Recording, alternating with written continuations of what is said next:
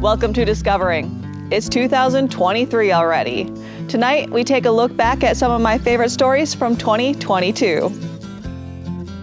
I smoked them. We're going to call it the Manuminator. Plus, some stories that never made the airwaves. So sit back and relax. It's Monday night, and it's time for Upper Michigan's very own Discovering. The secret streams that flow beneath the cliffs of colored stone. Forest thick and healthy with birch and pine and oak. Surrounded by the greatest lakes this world has ever known. The black bear's awesome presence as he roams the hills and fields. Call of the timber wolf, the loon's lonesome trill. The eagle soaring high above, the trout lies deep and still. These are what I treasure, the only way I measure feelings that I have for this fine land. There is so much to discover when you're a long-time lover of northern Michigan.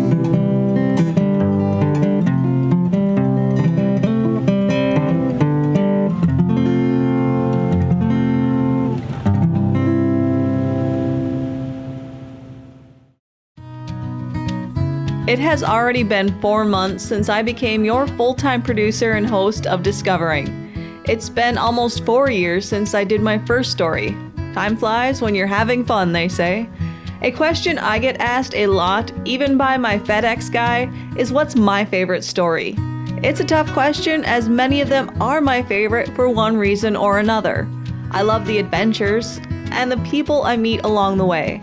I enjoy fishing, open water on one of the Great Lakes, or on a small frozen lake tucked away in the woods. It's a thrill being in the blind when someone harvests their very first Michigan black bear, or a youth goes whitetail deer hunting for the first time. There's such a variety of stories I get to tell here in the UP, and yet they are all connected by a common theme, a love of the outdoors. And any story where I get to be outdoors is my favorite. Let's start with the adventures. The longest adventure of 2022 was that 42-mile hike across the Pictured Rocks National Lake shore. Some of the most stunning views of Michigan's Upper Peninsula are across this stretch of the North Country Trail. And another excuse for a multi-day backpacking trip with the same great group of women I hiked Isle Royale with the year before. The hike was challenging, the sights were worth it, and I would do it again in a heartbeat. I'm at Potato Patch. I got 4 miles to go to Cliffs, 2 miles to Miners Castle. It's 2 o'clock. Should be doing all right for time. As I reflect on my adventures in 2022, there is a common theme among many of them: my dad. We went on an overnight expedition 3 out of the 4 seasons: winter, fall, and mosquito season. We picked one of the coldest nights of the year to stay at an Airbnb hot tent in the Keweenaw. The campfire in our snow bunker kept us plenty warm though, as I burned the rolls just the way I like them. Whoops. And slow roasted a lake trout fillet over the open fire.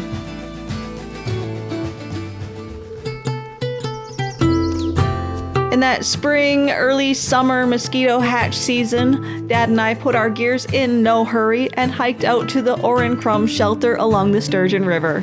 The hike offered beautiful views of the river and Tibbetts Falls, and the shelter sat above a bend in the river where we sat by the fire, stargazed, and listened to a whippoorwill singing its evening song. Our third trip was to sleep on another riverbank in the fall, this time on the ground,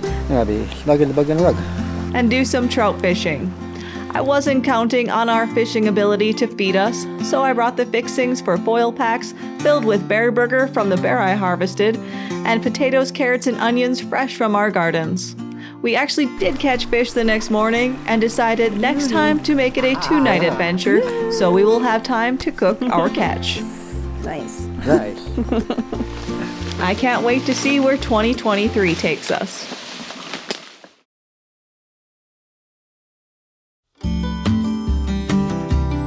I love to meet new people and hear their stories. There are so many fascinating individuals across the UP who are doing interesting things. Like John McIntosh, who builds traditional longboats in his garage. And Dean Jutnan, who completed his 100th hand cycle marathon. But I've already concluded I'm not going to be able to stop doing marathons. I don't know if I have to push as hard. And I know I won't be doing as many. I had been doing 4 per year for a long time. Who decides to set up a winter campsite on their property? Greg and Kim Green of Calumet. It's going to be cold. This really became just like a project that gave Greg something to focus on and do and really create. And it's really amazing. He was having some trouble with his back this summer, and that kind of took away from his normal activities. And so Greg created this campsite. I went in and I sold my gravel bike. Cost the exact same amount as that tent did. It was $800 for the tent and $200 for the stove, so it's not too much investment. And then everything else is Goodwill or knocked together with junk. And when Dad and I hiked out to the Orrin Crum shelter, we interviewed Marge Crum, who had the shelter built and then rebuilt after the first one burned down, in memory of her son Orrin. It looks like these screens are working pretty well to keep the mosquitoes out. Yeah. Our son Orrin died in October of '98. He was only 18. He got that meningococcal septicemia, and it killed him in a day. Friends and people gave us money, and so Ray, my husband, wanted to make sure that we used that money on things that were important to Orrin. And the North Country Trail was one of them. And it was mostly Orrin's friends and our relatives and Boy Scouts and a small Girl Scout troop too that brought down materials and worked on the shelter. That was in 1999. After it burned down in '07, we thought we might put it in a different spot, but this turned out to be the best spot on the river, and so we built it in the same spot. A great group of women I met are part of Women on Ice, a project whose mission it is to inspire and motivate other women who want to learn the sport of ice fishing, as well as generate awareness and recognition for women anglers. And they know how to catch fish. This is 10 3/4. Look how beautiful those are. Just amazing. These are the biggest bluegills I've ever seen.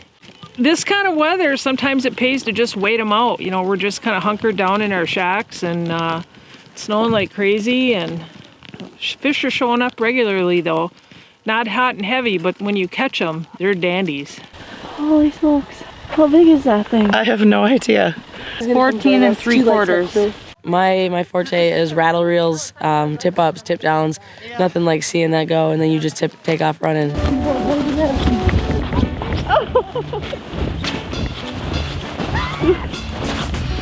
Why does this always happen to me?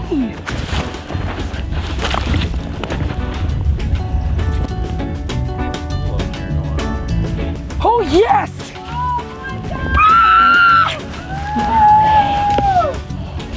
10, 10, 10. 10. 99% of my fishing is catch and release, but I just love the thrill of chasing flags.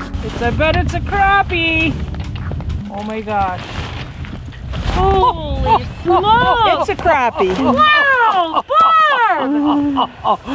That's what I'm talking about right there.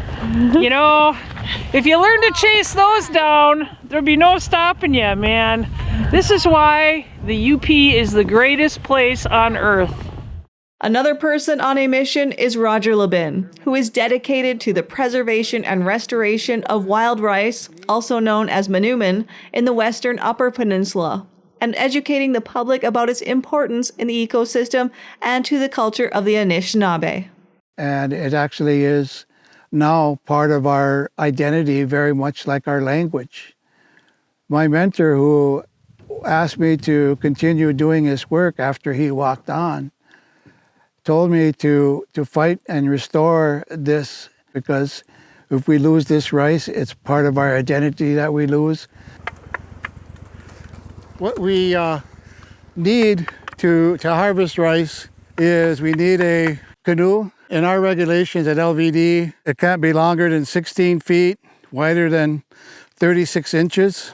And one of the things that we use to propel is we use this. This is called a push pole.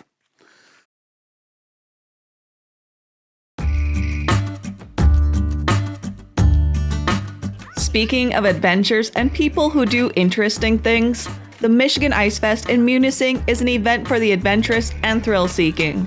Created by a group of Yoopers and attended by people from around the globe, it's a frozen weekend growing in popularity. I went to see what it was all about, and my favorite part of the day ended up when I met this crew along the trail and tagged along on their night climbing adventure. This is Mariusz. 3 a.m. hike. Are you ready? I'm ready. These are his friends. And this is Sweet Mother Moses. And they are going to climb it in the dark, so it's more dramatic. And I met Mariusz at our climbing gym, and he's from Poland. And he does he went to alpine school, because they take alpinism very seriously over there. And he basically took me under his wing and taught me how to ice climb and do alpinism stuff. So I've been saving up for half a year for all the gear I have to buy. It's very expensive. So that's pretty much my story. This is my second time ice climbing.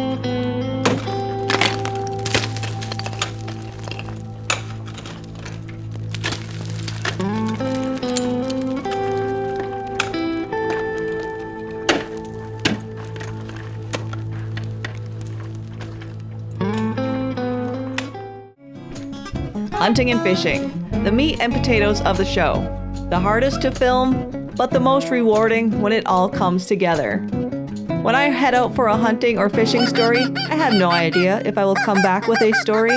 It depends on the fish, the animals, and Mother Nature. Sometimes it takes 3 or 4 trips to get enough footage for a show, like my duck hunting adventures last fall. Like all hunting, the actual shooting of wild game takes seconds, so we were unsure if we had enough good video for a story, so we went hunting again. We have to hide the videographer. Ready, Kristen?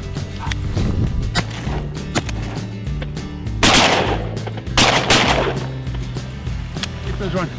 I'm out of bullets.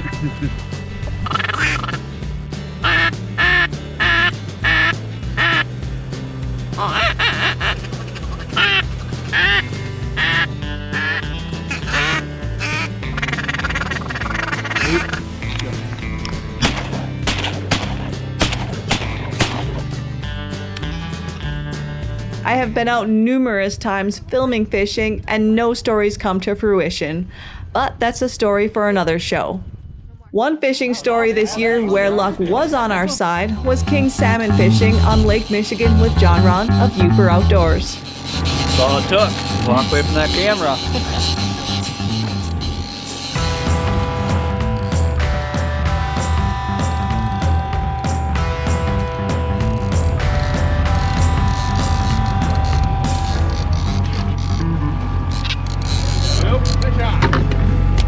Little guy, but we'll take him.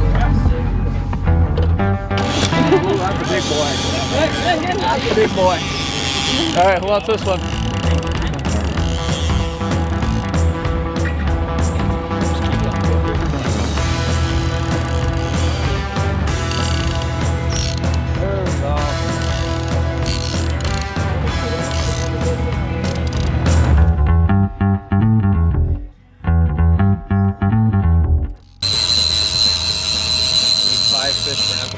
So get him in here.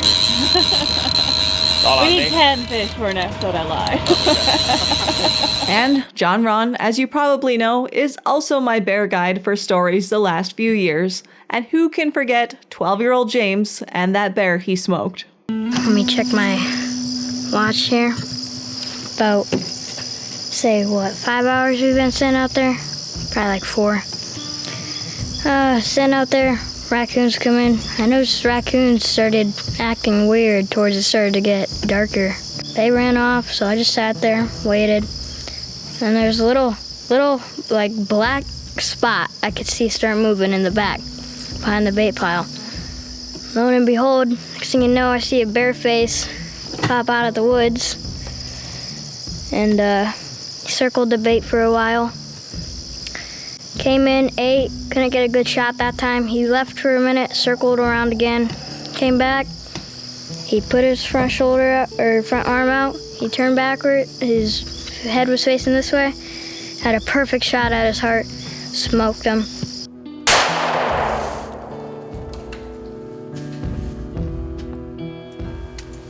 Smoked him. I seen the blood. Whew.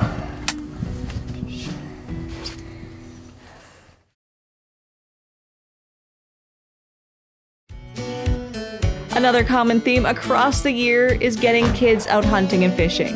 One of my favorite weekends was the weekend of the Michigan Liberty Hunt, where youth and hunters with disabilities can hunt early, and I was invited to The Shack, a deer camp for kids. I started walking to my dad's stand, and then my dad flashed his light down by the bait, and there was a doe. So then I went in the blind, and he scared him off. And then it was so foggy down at the bait, we couldn't tell if there was a deer or not. And then it got daylight, and we saw that it was a doe, and I wanted to shoot it. Right as he was about to say the okay, he ran away, so I couldn't shoot. And then I waited. It was still quiet outside our blind, but the hunt was on over in Aaliyah's neck of the woods. And there was a deer, and I was like freaking out. I was shaking so bad. And then I saw two more, and they walked out of like where the bait pile was. They walked out of that, and then they came to the bait pile, and I had a good aim, and I shot it. Nice shot. You got it. Did I get him? I think so. Shh. I'm freaking out. I'm freaking out. Deer hunting wasn't the first time I followed that particular group of kids around the woods in 2022. As I mentioned earlier in the show, there are many times I film hunting and we are not successful, and a show doesn't always come out of it. But they are still a lot of fun to film and sometimes end up the best memories of being on the job.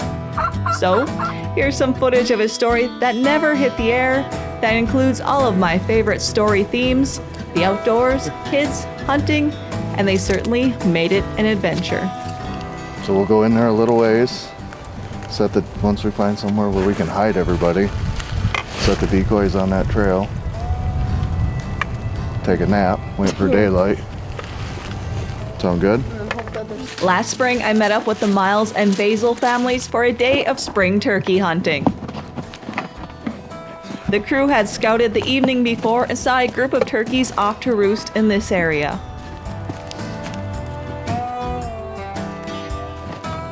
On the guns are Michaela and Easton. Manning the turkey call this early morning is Everett.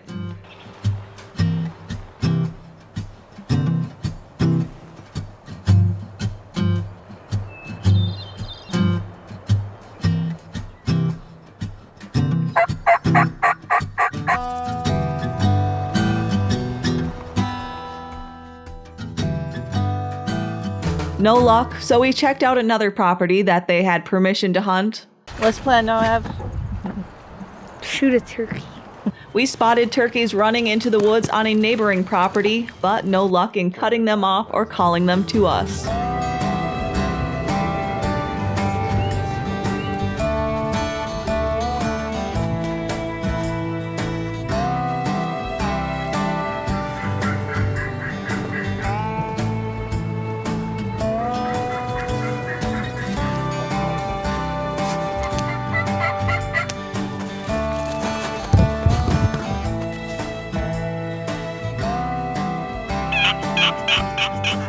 We did see turkeys throughout the day, but all on the road or private property. The kids were pretty fired up every time we saw a turkey, even if they couldn't shoot them. I'm sure they're excited to give it a try again this spring, and I wish them a more successful hunt. As I mentioned earlier, they are all my favorite, and I'm sure I missed some other favorite moments through the year. You can find these shows on my website, discovertheup.com, to watch them again. And I look forward to this new year, filled with new adventures, new people, and new stories to share with you. That's all for tonight, and I hope to see you right back here next week for Upper Michigan's very own Discovering.